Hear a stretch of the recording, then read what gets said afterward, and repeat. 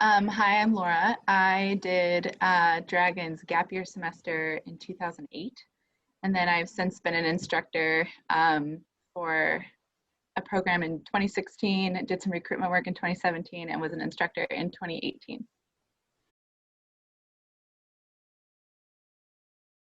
I know, I have to think back. High school Laura. I think I was really eager to travel. I think I didn't really travel a lot, growing up kind of more internally in the US. And so just really eager to be challenged. I really loved the idea of being challenged intellectually after high school.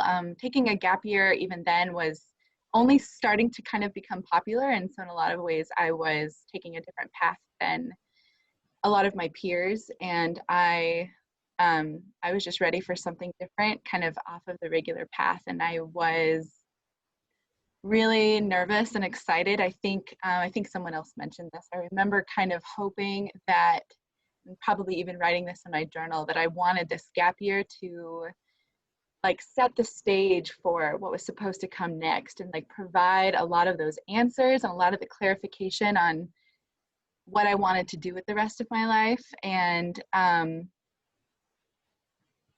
which in some ways, ended up being true. I mean, it definitely set the stage in ways that I never expected. I never expected to one day become a Dragon instructor, but little did I know that, the decisions we make, there's always kind of a reason, right? And so,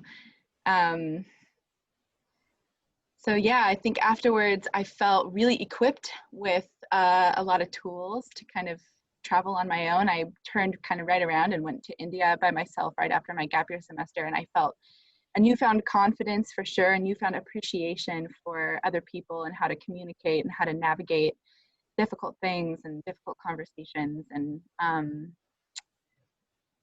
yeah.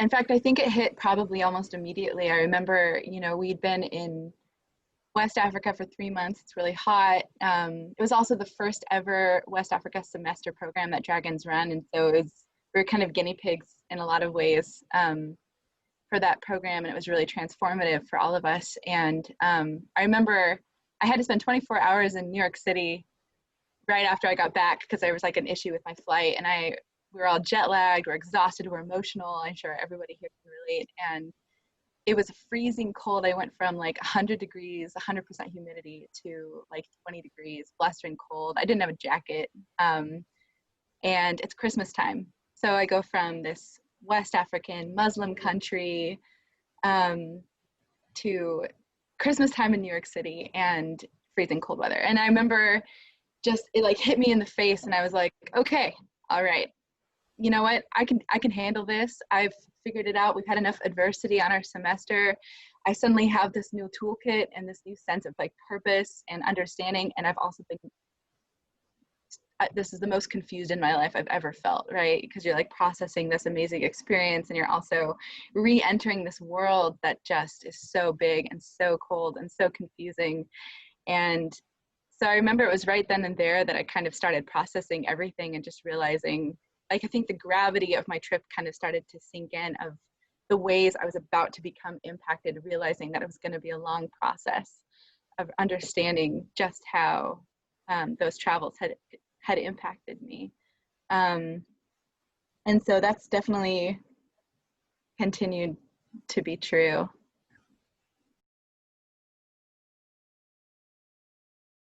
I think a lot of things. I think it's hard to just pin down one. I think it definitely comes down for me just how to engage with people and how to really communicate effectively and learn from others.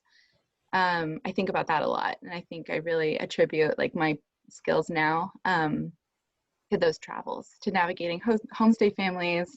As an instructor, it's like navigating all the logistics of a program and all those like big decisions.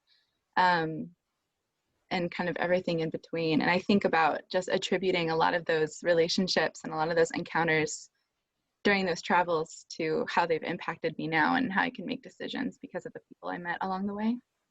Mm-hmm. And also just the beauty of the world. There's like a lot of just beautiful corners that Dragons is really good at exploring. And I think I carry that appreciation with me today. You know, I talk to people how beautiful Northern Guinea is. Like I would never have thought about that until I'd done my trek as a student in 2008, a Dragons program for the first time going into Northern Guinea. And it was just so beautiful. And I can really appreciate just how diverse and huge this world is because of those moments.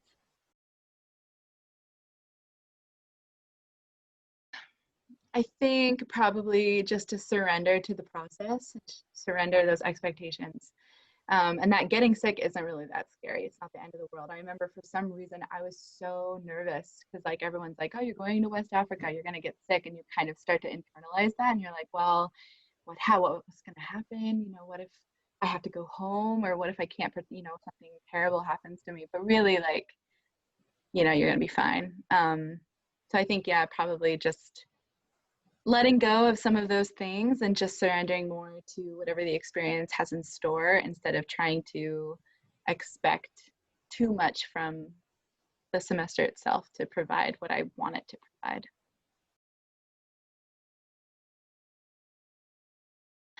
Yeah, I was in high school and I had an anthropology class that I loved, and I got this idea in my head that I wanted to take a gap year, and I heard of Dragons through a gap fair.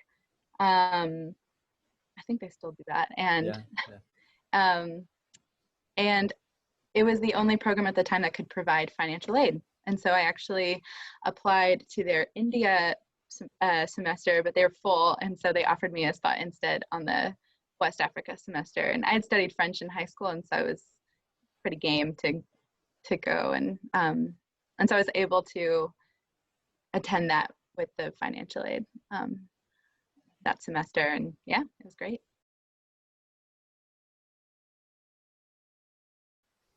Probably just the colors and the smells. Like I feel like I've carried that with me. I mean, it helps that I've gone back now several times, but I mean, still to this day, I'll like walk down the street and get a whiff of something, and I'm like, whoa, that smells like Senegal after a rainstorm and someone's cooking something in palm oil, even though that's not true.